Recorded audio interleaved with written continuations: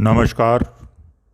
कुछ अंतराल के बाद रोचक सप्ताहांत में आप सभी का एक बार पुनः स्वागत। मैं जितेंद्र शर्मा आज मशहूर व्यंग्यकार श्री शरद जोशी के कुछ लेखों को उलट पुलट रहा था कि अचानक नज़र पड़ी कुर्सी यान पर। जी हाँ, कुर्सी यान नामक एक व्यंग जो शायद 83-84 में शरद जोशी जी ने लिखा था। तो पेश है कुर्सी यान। राजनीति एक कुर्सी यान है। इसे आप राजधानी एक्सप्रेस भी कह सकते हैं। इस नाम की रेल की यह विशेषता है कि यह अपेक्षाकृत तेजी से राजधानी की ओर बढ़ती है। कुर्सियां ही कुर्सियां लगी रहती हैं उसमें, चेयर कार जिसे कहते हैं। यह पार्टी वाला प्रजातंत्र कुल मिलाकर एक चेयर कार उर्फ कुर्सी यान है। आप कुर्सी पर बैठिए और राजधानी को लक्ष्य मान उसी ओर बढ़िए, सत्ताधारी हों या विरोधी।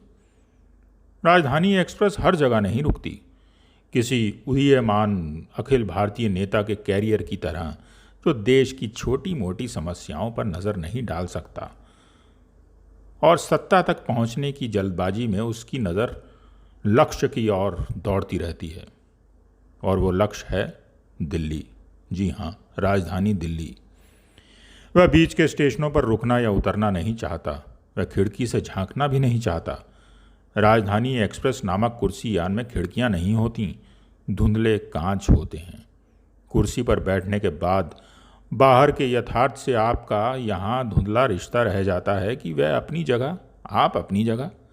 जब आप राजधानी एक्सप्रेस की कुर्सी पर बैठे हैं तो आपको बाहर की सच्चाइयों से मतलब भी क्या। आप कुर्सी पर बैठे हैं और सत्ता के केंद्र स्थल की ओर बढ़ रहे हैं। यह सबसे बड़ी बात है। शेष सब व्यर्थ है।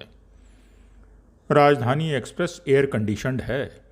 उसमें धूल का दखल नहीं, मौसम उस पर असर नहीं करता। रेल सुखद है, यात्रा सुखद है। आप कुर्सी पर बैठे हैं, यह सबसे सुखद है। यह कुछ ऐसा है कि दिल्ली सुंदर है तो समझिए सारा देश सुंदर है। यहाँ छां है, चिकनाहट है, गतिविधियाँ हैं और हमारे लिए पद है। बाकी देश अपनी उबड़ खाबड़ जिंदगी, बेकारी, बेरोजगारी को जीता करे, हमें इससे क्या। राजधानी एक्सप्रेस एक जीवन दर्शन है जो आज़ादी के बाद इस देश में विकसित हुआ। कुर्सी को लेकर आगे बढ़कर कुर्सी लो और कुर्सी पर बैठकर आगे बढ़ो। राजधानी एक्सप्रेस प्रतीक है उस भावना का कि जैसे तैसे पद प्राप्त कर लक्ष्य तक पहुंचो। आज़ादी के बाद कुछ को कुर्सी मिली और कुछ को पलंग। कुछ सत्ताधारी बने और कुछ रईस हो गए। डनलप पिलो दोनों पर रहा, नरम कुर्सी, नरम पलंग। इस राजधानी एक्सप्रेस की हर कुर्सी नरम है। एक और बात है जो समान पड़ती है, दोनों में खाने पीने के अलग से दाम नहीं लगते। सत्ताधारी अपनी थाली का खर्चा देश पर डालता है। उसकी आइसक्रीम कौन खरीद रहा है वह नहीं जानता। कुर्सी यान उर्फ राजधानी एक्सप्रेस के यात्री को भी अपने भोजन, चाय, नाश्ते के दाम नहीं देने पड़ते। कुर्सी का सुख लूटता वह अपने लिए वेजिटेरियन और नॉन वेजिटेरियन फरमाइशें प्रस्तुत करता रहता है। राजधानी एक्सप्रेस की कुर्सी पर बैठे हुए आपको कैबिनेट के मंत्री होने की अनुभूतियां होंगी। सब कुछ चल रहा है, ड्राइवर कोई और है, गार्ड कोई और है।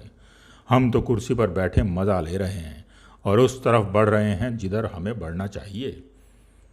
जिस तरफ कुर्सी मिल जाने के बाद सत्ता के दोष आपको नज़र नहीं आते, प्रगति के मामले में शिकायत नहीं रहती। तो दोस्तों,